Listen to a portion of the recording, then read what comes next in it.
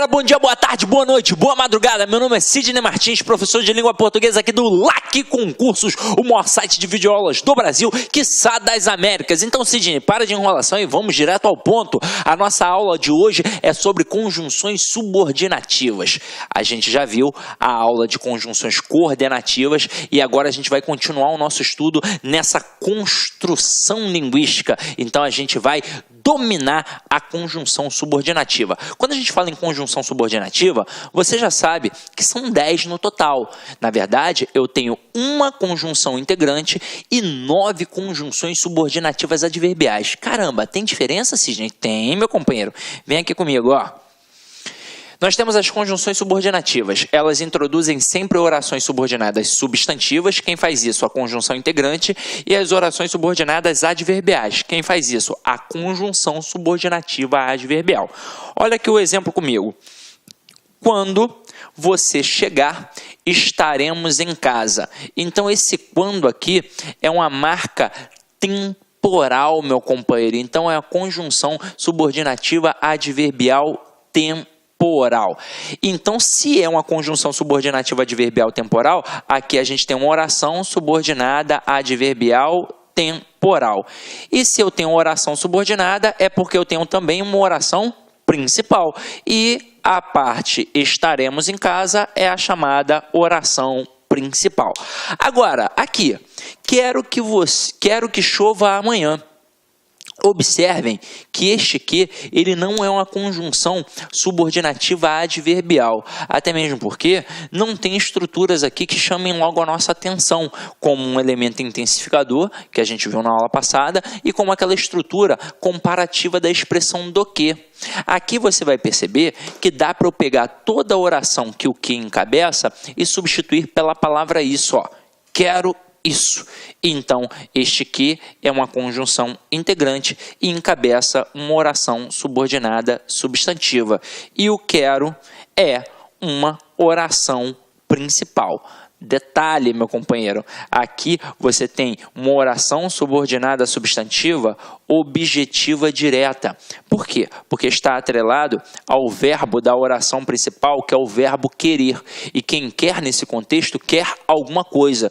Então, um verbo transitivo direto que exige um objeto direto. Sidney, caramba, isso é muito difícil. Então, você vai sanar todas as suas dúvidas na aula de orações subordinadas, que a gente traça as diferenças, as pequenas nuances entre essas orações e trabalha também macetes, principalmente para a classificação sintática das orações subordinadas e mais especificamente ainda para as funções sintáticas da oração subordinada substantiva, que são várias, né? São 6. Então o aluno pira na hora que olha, mas não é nenhum bicho de 7 cabeças. É só a gente estudar com calma e atenção, ok? Mas vamos continuar a nossa pegada aí, meu companheiro. Então vamos lá, ó.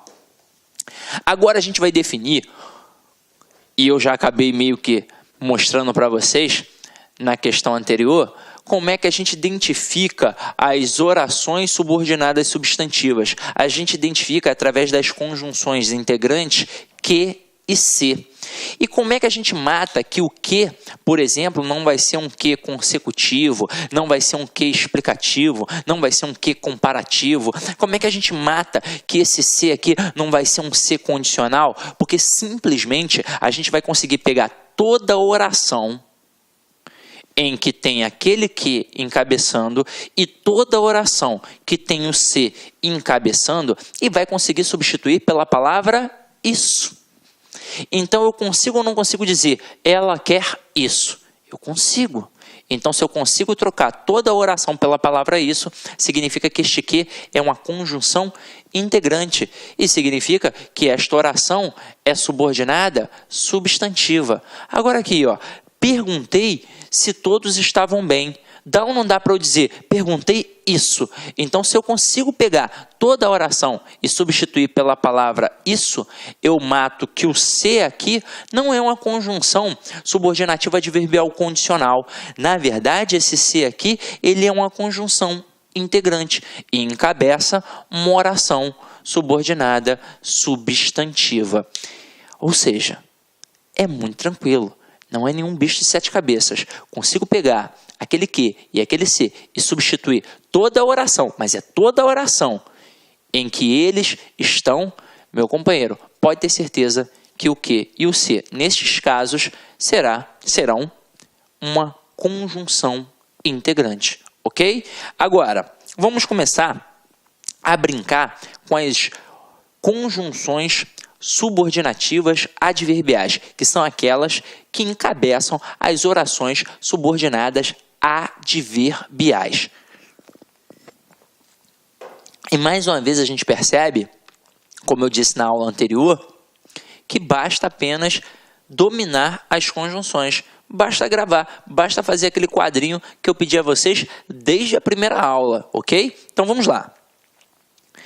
Nós temos aqui as conjunções subordinativas adverbiais e os seus valores semânticos. Então a gente vai analisar e vai perceber através da estrutura. Olha só a primeira frase. Eu tenho aqui: quando abri a porta, o barulho acabou. E aí vocês vão reparar que a gente começa a estrutura com a palavra quando, que me remete a um valor semântico temporal. Então, se faz eu pensar em tempo, é porque eu tenho uma conjunção subordinativa adverbial temporal. Então, aqui, toda esta oração é uma oração temporal. E, obviamente, o barulho acabou é a nossa oração principal. Então, primeira conjunção subordinativa adverbial que a gente está estudando é a conjunção temporal, que é aquela, notoriamente, que indica tempo. Agora, olha aqui. Ainda que faça dieta, não emagreço. Meu companheiro, você já estudou isso aqui comigo, lá na aula de classes gramaticais. A gente volta e dá uma explicada de novo, para que você possa entender as malícias do processo. Você estudou comigo que existe um valor semântico chamado oposição. E dentro desse valor da oposição, eu tenho uma conjunção que a gente já estudou na aula passada, que é a adversativa, e eu tenho uma conjunção subordinativa adverbial, que é a que a gente vai olhar agora, que é concessiva. E ambas indicam o quê? Oposição. Ambas indicam um contraste. Ambas fazem a mesma coisa no teor semântico. Agora, qual é a diferença entre elas, já que elas servem para indicar oposição? A diferença é que a adversativa serve para enfatizar e a concessiva serve para minimizar. Meu companheiro, você tem de visualizar isso daqui quantas vezes você puder, porque você não pode esquecer, são as principais conjunções nas provas, porque elas são a base da argumentação. É com isso aqui que a gente manipula o povo, que a gente manipula a mídia, que a gente manipula o outro. Então, se serve para enfatizar, serve para deixar o argumento forte. Se serve para minimizar, serve para deixar o argumento fraco. Eu não sei quais foram, não lembro, né? Dou tantas aulas aí, todos os dias, eu não lembro quais foram os exemplos que eu utilizei com vocês, mas vamos aqui trabalhar agorinha, rapidinho, para a gente poder perceber a importância desses processos. Então vamos lá, eu coloco assim: choveu, mas fui à praia. E fui à praia, mas choveu. Eu agora estou trabalhando a conjunção adversativa, que é aquela que indica a oposição. Ela serve para quê? Ela serve para enfatizar. Então, onde eu coloco a conjunção adversativa mais, eu enfatizo. Eu deixo o argumento forte. Consequentemente, eu faço o que com o outro lado? Eu minimizo. Então, na frase 1, por exemplo, quando eu digo choveu, mas fui à praia, não importou a chuva, importou a ida à praia. Então, isso significa que eu sou uma pessoa, por exemplo, feliz. A chuva não estragou meu passeio. Agora, quando eu digo fui à praia, mas choveu, o que ficou aqui evidenciado foi a chuva e acabou minimizando a ida à praia. Então, agora eu estou diante de uma pessoa triste. A chuva estragou o passeio dessa pessoa. E aí, vamos pensar na relação de compreensão e interpretação. Em relação à compreensão, as duas frases são iguais. Choveu e teve ido à praia. Agora, e em relação à interpretação? É diferente. A gente já sabe que na primeira, a gente está diante de uma pessoa feliz. E na segunda, diante de uma pessoa triste. Aí, Sidney, tem como eu manter o mesmo valor de oposição trabalhando em cima dessas construções com a conjunção concessiva? Claro que tem. Por exemplo, pega a primeira frase. Choveu, mas foi à praia. O que ficou evidenciado? Ficou evidenciada a ida à praia. Então, a chuva ficou o quê? Minimizada. Se eu quiser manter o mesmo sentido, a mesma interpretação que está na frase 1, mas agora não utilizando uma conjunção adversativa e sim utilizando uma conjunção concessiva, em que parte eu vou ter de colocar a conjunção concessiva? Na parte da chuva. Então eu vou colocar assim, embora tenha chovido, fui à praia. Então, agora, o que a gente fez? A gente colocou uma conjunção concessiva que minimiza o argumento e, consequentemente, o outro lado fica o quê? Enfatizado. Então, não importa que tenha chovido, importa que eu fui à praia. E aí eu criei uma terceira frase que é igual à primeira frase, mesmo tendo utilizado conjunções diferentes. Isso aqui é uma questão clássica de reescrituras de frases. Porque é o seguinte, na frase 2, eu usei a mesma conjunção adversativa que eu usei na frase 1, mas os sentidos foram diferentes, porque a interpretação foi diferente. Agora, na frase 3, eu troquei de conjunção, é uma conjunção que minimiza, mas aí como eu reescrevi de forma a adaptar da mesma forma que a frase 1, eu mantive o sentido. Então, caramba, valeu a pena, não valeu a pena? Então é isso daí, meu companheiro. Agora, vamos voltar aqui. Na hora que a gente coloca ainda que faça dieta, não emagreço, este ainda que é uma conjunção concessiva. E como é que eu percebo? Eu já gravei as conjunções, mas mesmo que não tivesse gravado, olha só, o que importou? O fato de ter feito dieta ou o fato de não ter emagrecido? O fato de não ter emagrecido. Então a questão da dieta ficou minimizada e o fato de não ter emagrecido ficou enfatizado. Então se eu minimizei utilizando a estrutura ainda que, significa que eu utilizei uma estrutura concessiva. Então eu utilizei uma temporal na primeira e utilizei uma concessiva nessa segunda. Então já vimos duas conjunções, faltam 7 valores semânticos. Então vamos lá. Temporal indica tempo, concessiva indica concessão, indica oposição. E aí vamos entender melhor essa concessão. Ela é uma das melhores armas de manipulação. É um falso ceder. Você está conversando comigo. Aí a gente está conversando, por exemplo, sobre a questão da pena de morte.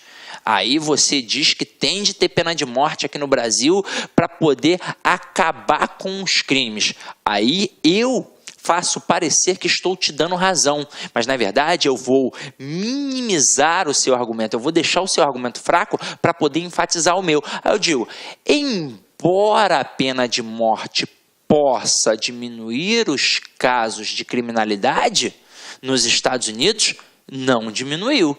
Então, eu mostro que se lá não está diminuindo, aqui, meu irmão, vai diminuir. Por quê?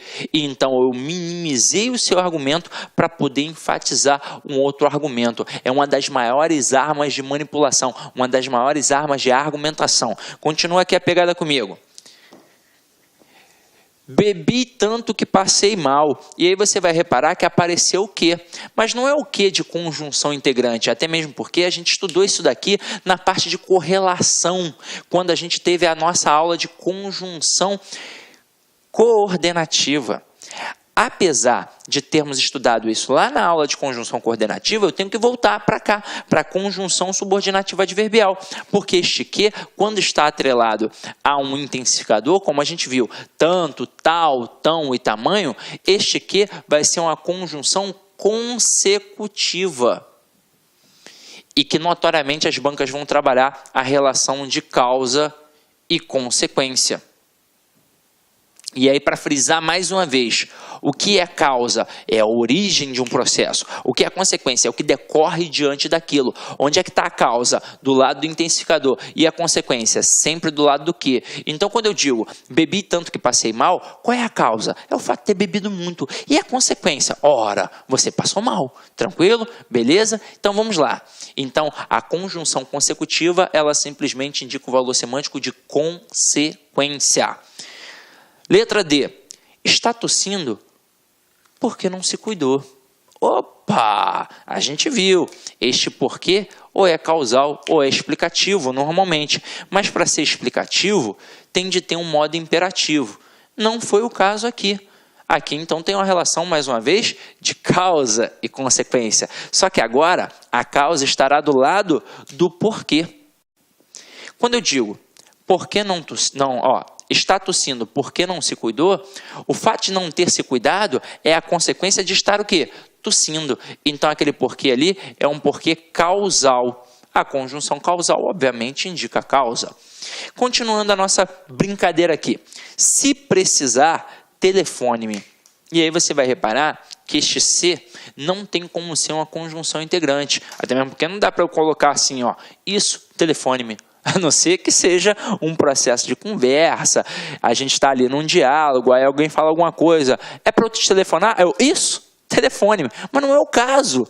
Aqui a gente não tem como criar essa construção. Não tem como eu fazer isso, ó, telefone-me isso. Caramba, não vai fazer o menor sentido. E você vai reparar que aqui tem uma situação de condição. O que é a situação de condição? Eu crio uma condição para a realização de alguma coisa. Então, olha só, se precisar, telefone-me. Mas é só se precisar. Se não precisar, meu companheiro, não me telefona, né? Então, aqui eu crio uma relação de condição. É uma conjunção condicional. Ok? Vamos para a próxima.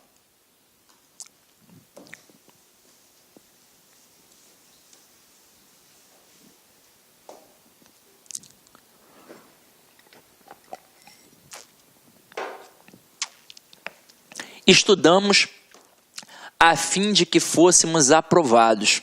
E aí você vai reparar que apareceu essa estrutura aqui, ó, a fim de que. Então, quando você tem, e você já estudou isso na aula de ortografia, essa estrutura com a fim de separado, meu companheiro, ele obviamente indica finalidade, porque o camarada aqui estudou com um intuito, com a finalidade, com um objetivo. Tanto é que este a fim de separado dá para trocar pela estrutura para. E aí vai ficar o para quê. Vamos lá, estudamos para que fôssemos aprovados. Então aqui eu tenho uma conjunção final, que indica finalidade. Tranquilo? Então vamos lá. Próximo aqui. Fiz tudo como você mandou. Meu companheiro, este como, ele pode ter diversas classificações. Aqui na G e na H, vocês vão perceber duas, mas eu ainda vou mostrar mais uma para vocês. Vamos lá, ó. Fiz tudo como você mandou e sou forte como um touro. Eu tenho o como da G e o como da H. Normalmente, quando eles estão assim no meio da estrutura, eles são ou comparativos ou conformativos. Quando ele será comparativo? Quando eu puder pensar na estrutura igual. Então, eu estou comparando realmente, é igual aquilo dali. Agora, quando é que vai ser conformativo? Quando eu não puder pensar na estrutura igual. Então, vai ser uma questão de conformidade, vai ser uma questão de... Vai ser uma questão de conformidade. Pronto, acabou. Então, olha só. Fiz tudo como você mandou. Então, não dá para eu pensar na questão da igualdade aqui. Eu não estou fazendo igual o outro fez. Eu estou fazendo como o outro mandou. Ou seja, segundo o outro, como o outro me orientou, conforme o outro me orientou. Então, aqui é uma conjunção conformativa, que indica conformidade. E na próxima, sou forte como um touro, então eu estou me igualando ao touro. Então aqui dá para pensar na concepção de igualdade. Então a H aqui é a conjunção comparativa, que é aquela que indica a comparação.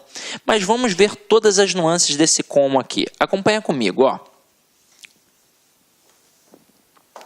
O como, ele pode ser causal, ele pode ser comparativo, como a gente acabou de ver, e assim como a gente também acabou de ver, ele pode ser conformativo. Quando ele vai ser causal? Quando ele estiver no início da estrutura. Então eu coloco assim, ó, como choveu, não fui à praia.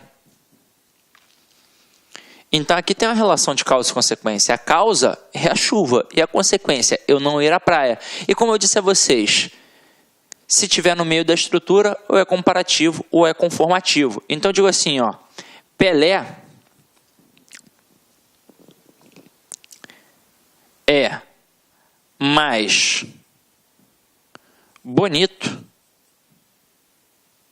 Não, agora é o como, né? Pelé joga como Sidney Martins. Então isso significa que o Pelé joga muito futebol, porque ele joga como eu, que jogo demais. Então vamos lá, ó. Quando eu digo Pelé joga como Sidney Martins, eu posso pensar na questão da igualdade. Eu estou comparando um ao outro. Então é um como, obviamente, comparativo. Mas se eu falar assim, ó, Pelé joga como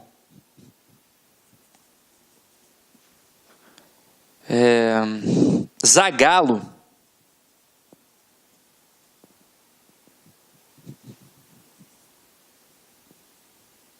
o orientou. Então, o Pelé não joga como o Zagallo, igual o Zagallo. Ele joga conforme o Zagallo orientou, segundo o Zagallo orientou. Então, este como aqui, como não dá para pensar na questão da igualdade, eu vou dizer que ele é um como conformativo. Tranquilo? Beleza? Então, não é nenhum bicho de 7 cabeças não, tá? Então, vamos lá, vamos voltar aqui.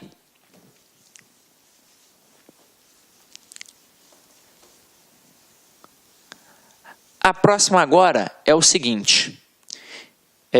Olá, meus amigos, minhas amigas, sou o professor Luiz Antônio Carvalho, com muito prazer, muita satisfação, estou aqui para apresentar, fazer um convite muito especial, aliás, para você do Rio de Janeiro, que vai fazer o concurso para o Agente Educador 2 da Secretaria Municipal de Educação. Nós aqui da La Concurso, nós elaboramos aí um curso muito competitivo que atende às 3 disciplinas, língua portuguesa, matemática e ECA. Este curso super competitivo, é um curso aí com bastante profundidade, por apenas 10 parcelas de R$15. É isso mesmo, R$150 você vai ter esse super curso, fazer esse investimento, prazo de acesso 120 dias. Além disso, nós temos aqui, ó, o nosso personal coach, que eu estudo em regime de metas, que começa no dia 15/4, inclusive se quiser matricular antes, já temos aulas disponíveis para vocês.